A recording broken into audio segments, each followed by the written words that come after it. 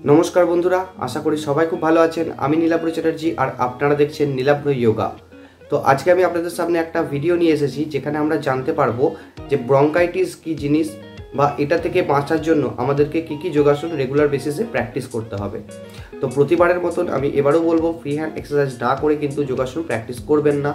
और free hand एक्सारसाइजेर भिडियोटी आपनारा यदि एखोनो पर्यन्त ना देखे थाकेन तो नीचे डेसक्रिपशन बक्से लिंक देवा आछे, सेखाने जान देखुन, सेगुली प्रैक्टिस करुन, तारपरेई एकमात्र योगासन प्रैक्टिस करबेन। तो चलुन भिडियोते आगे एगिए गिये आमरा जेने निई जे ब्रंकाइटिसेर जोन्नो आमरा की योगासन रेगुलार बेसिसे प्रैक्टिस करते पारबो। तो चलुन बेशी कथा ना बाड़िये डायरेक्ट भिडियोटिते चले जाओया जाक। तो बंधुरा प्रथमेई आमरा जानबो जे ब्रंकाइटिस जिनिसटा कि बा केन हय।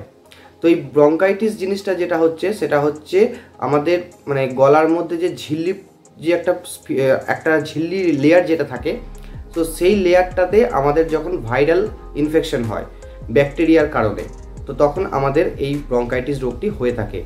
एर उपसर्ग यदि बोलते हय तो कारो कारो काशि हबे, काशिर संगे कफ बेरोबे, खिदे शरीरे खिदे थाकबे ना, माने एकदम शरीर पुरो झिम मारा टाइपेर हये जाबे, माने झिमिये पड़बेन आपनारा, আপনাদের খাওয়াতে কোনো রুচি থাকবে না, এছাড়াও আপনাদের প্রচুর পরিমাণে কাশি হতে পারে।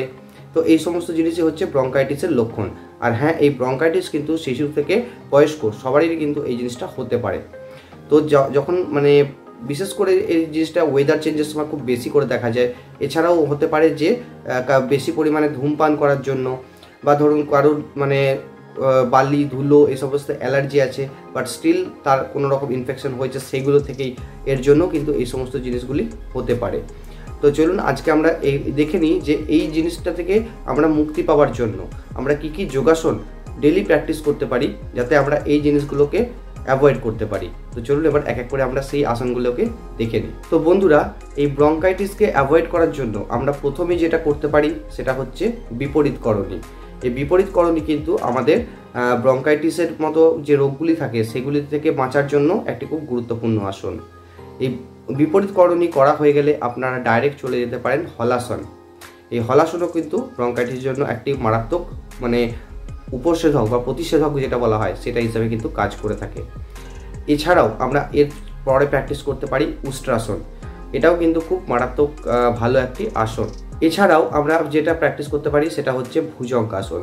এই ভুজঙ্গাসনও কিন্তু মানে ব্রঙ্কাইটিস টাইপের যে সমস্ত মানে ভাইরাল ফিভার যেরকম টাইপের হয় এইগুলোর ক্ষেত্রে কিন্তু ভুজঙ্গাসন খুব মানে একটা গুরুত্বপূর্ণ ভূমিকা পালন করে থাকে।